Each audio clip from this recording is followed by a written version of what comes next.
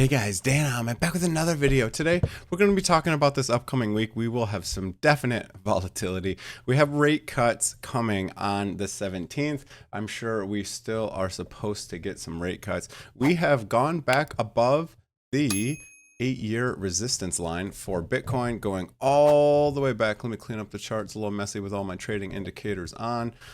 This resistance or slash support goes all the way back from 2017. If you draw it through the daily closes, maybe weekly closes, you come up through here and you have this area that we are at right now. So that's the red line. If we go to the 4-hour, you can see we have retested the red line. We're back above it, which is very nice because we've broken out of this pattern right here, this falling wedge pattern, which is a bullish pattern. We tested the bull market support band. I made a video and my indicator has finally gone live, I think. From that, if you want a free indicator there, check out the last video. But we've tested the bull market support band. We've came back up here. We came back and we're testing this and trying to turn this into support. So I kind of like that we're, kind of dumping into the rate cuts instead of pumping into the rate cuts. But I guess depending on what time frame you're looking for, it kind of also looks like we're pumping into the rate cuts. But usually rate cuts are bullish, at least long term. Maybe there'll be some short term dumps for rate cuts. There's going to be a lot of volatility. A lot of people, I think, are betting to go long on rate cuts because rates are fairly restrictive right now. So if we do go check real quick to the FOMO finder, we are uncertain and funding is currently negative for Bitcoin. So most people are short. It says predictive funding. I don't know how it does predictive funding, maybe the rate of change or something, but it says that will be slightly positive, but negative funding means there's more people betting to go short than long. So betting on the price to go down. So right now we're in uncertainty. I like to see that. We did tap greed on the fear and greed yesterday, and we have had a pullback. Binance is back to dumping. So they have managed to push Solana back below Binance. When they dump, they like to dump, a lot of Solana because it's similar market cap. This is my conspiracy theory, but I can see on the blockchain that Binance is dumping more Ethereum and Solana specifically. Solana did pass Binance in market cap, and they have now managed to push it back down barely. So it's back below. So Solana is pulled back a little bit, but Solana has been performing extremely well. So if we go to Solana, you can see it's been looking real nice. If we go to the daily, even better. You can see that we have seen some very nice pumpage, and potentially maybe we'll get a pullback here. Dogecoin has been doing extremely well also, and looks like we hit this resistance line. If we draw, something through here, you can see that we kind of hit this resistance line that we've been testing before. It does kind of look like we have an increasing wedge here, which is a bearish pattern, but it's not, a perfect pattern there. If we go to the trading indicator, let's see what we got going on here. You can see on the market cipher beat, which I do have an affiliate link below if you want to try it out. We have posted a red dot at a high, pull up. So pullbacks are likely because altcoins have done some very nice runs. If we go look at Bitcoin dominance, it looks like, we had a bullish divergence, which is this green triangle here. And you can see we are pulling back up. Market cipher B does have a green dot on the daily, but it has not posted it down here. I don't really know the difference, but it'll post a green dot here, but then sometimes it'll put a green dot even further down, like indicating a buy signal. We don't have that, but we do have some bullish divergences. I would not be surprised if Bitcoin dominance came up here. Now, Bitcoin dominance can pump on a Bitcoin pump or a Bitcoin dump, right? So both of those usually cause Bitcoin dominance to go up. Others has done very nice. Others dominance has gone up very nice for a while now. We have had 2 days basically now of the price coming back down. Same for Ethereum. If we go look at Ethereum, Bitcoin, what do we got going on? So here's the other crypto dominance. You can see Litecoin dominance holding up quite well in the last 24 hours. It is in the bull market support band and trying to find that as support. Solana dominance is finally trying to pull back a little bit. Has done a very nice run from 2% all the way up to 3.5%. So 40%, wow, 40% pump for Solana dominance. That is quite good. Ethereum dominance has a little pump and then now is kind of coming back down a little bit. So that is interesting. Binance is climbing. Doge has had quite a large pullback, but it also has ran a lot. So this was probably about a 40%, almost the same as Solana. So altcoins are getting a little bit of a pullback. That is not surprising. ETH Bitcoin pair. Now, you can see that we have broke back above this. If I go to like the 3-day or even the weekly, this support line goes all the way back to 2017. So if you draw a line through, let me clean this up. Let me get the trading indicator off here.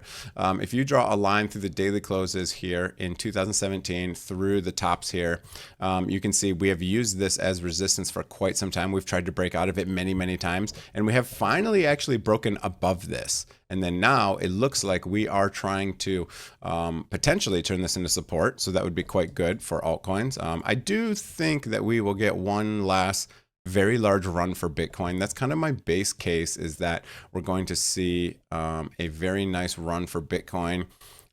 Originally, just based on timing of previous cycles, I have been guessing that we were going to see a top really at the end of this month, beginning of next month for Bitcoin, and then usually altcoins run after that. So that's still kind of my base case, but of course, you know, there's like plus or minus a couple months here. But if you time the rest of the cycles, the 4-year cycles, which are based around the Bitcoin halving, you can see that I'm still predicting a 218-ish thousand if this line holds as resistance again. And it was kind of funny, I did the pi cycle top indicator video yesterday, and it kind of predicts the same thing, a similar price action for Bitcoin up into the 200,000s. If it's going to top the same way it has before, there's no guarantees. You know, what do they say? History, often it doesn't repeat perfectly, but it usually rhymes, I guess, is something like the saying. But that's kind of what I'm expecting. It's going to be a volatile week. We have a lot of things going on. We got retail sales, building permits, and then of course rate cuts. Now I'll show you the rate cut prediction. It is going to be, here's another thing from Kobe. I don't even know how to say this. Kobayashi. Yeah, anyways, rate cuts at record highs. In 20 out of the last 20 times the Fed has cut rates within the S&P 500 at record highs, stocks ended higher 12 months later. That's a little bit longer of a bull run than I expected, right? So I was kind of expecting a bear market to happen sooner than that. And usually Bitcoin and crypto follows the S&P 500. So maybe we do have some sort of an extended cycle. This time, the cycles haven't really lined up with the monetary policy like they have in the last couple cycles. So it's just kind of interesting. Maybe we do see a little bit of an extended cycle, but only time will tell. In fact, S&P rallied on average 13.9% over the next 12 months, according to Carson Research. However, 11 out of the 22 times this has happened, stocks ended lower 1 month later. So again, near-term volatility, as I said, there is going to be some volatility. We could see a pullback. Usually October, November, and December are the most bullish for cryptocurrencies, and September is usually not a great month, but it's been good so far. So we'll kind of see what happens.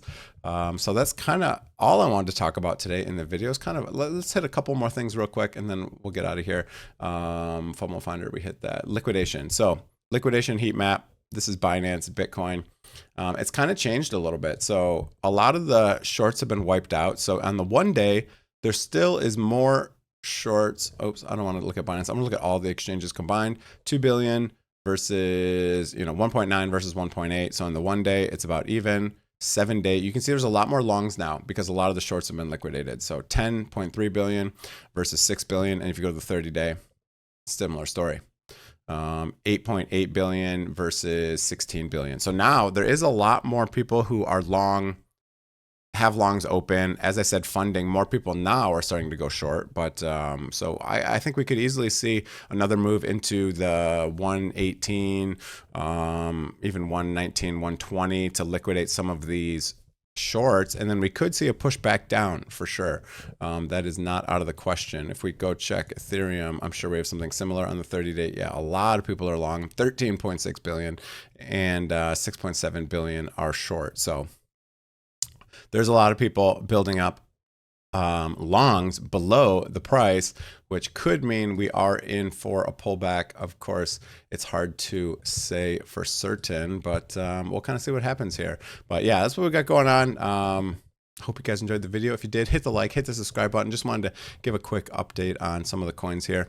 I had some trades out. I had a couple longs that were stopped out. I tried to catch a dump on Crowcoin, got me wrecked for sure. I tried to grab a long right in here, and we got some market manipulation, yellow X's on the 4-hour, which means some very large sells from whales. You can see the market manipulation even if you go to like Bitcoin and go to like the 5-minute. You can see the price has been dumped down. That's what these yellow X's are. Again, affiliate link below for Market Cipher B, and I have an affiliate link below for Bitunix, which is my favorite exchange. If you want to do any trading, you can leverage trade on there legally pretty much anywhere. You can buy spot, no KYC if you want, but if you go to the 1 minute, you can see it even more.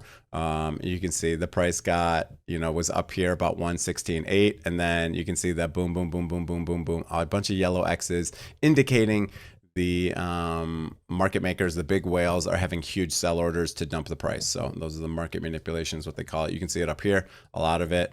So a lot of suppression once we get into these higher prices. You can see it all the way back here over the weekend. So we'll see what happens when the market opens. Oh, one last thing I want to check is the Bitcoin spot ETF flows. I want to check that real quick before I get out of here as well, because this is usually kind of a good indicator of what's going on. So we do have a lot of buying, which is a little bit worrisome, because when you have a lot of buying, now it's not like a huge buy volume, but you can see usually when you have a lot of buying, it actually indicates a top, and when you have a lot of selling, it usually indicates a bottom. So I think we could potentially be for a little pullback, but we might pump into the FOMC, or we could dump into it and then reverse. I think FOMC will just see a lot of volatility. I know that doesn't help much, but you can never really know which direction we're going to go with 100% certainty. You always got to kind of keep multiple situations on the table here. Again, ETH had a lot of inflows, and we should be also seeing altcoin ETFs getting approved very quickly. I think a lot of them are in the next month or two. The SEC has to make a decision on Litecoin and Dogecoin and Solana and XRP. So a lot of these could sell off in the short term, and then once these ETFs get approved, at least on the news, the news of the approval, I would think that we would see quite a nice pump. So hopefully we hold this as support. If not, it might flip back into resistance, which would be quite unfortunate, but that's what we got going on. Hope you guys enjoyed it. If you did, hit the like, hit the subscribe button. Have a great day, everyone. See you guys. Hope you guys enjoyed the video, and good luck out there. See ya.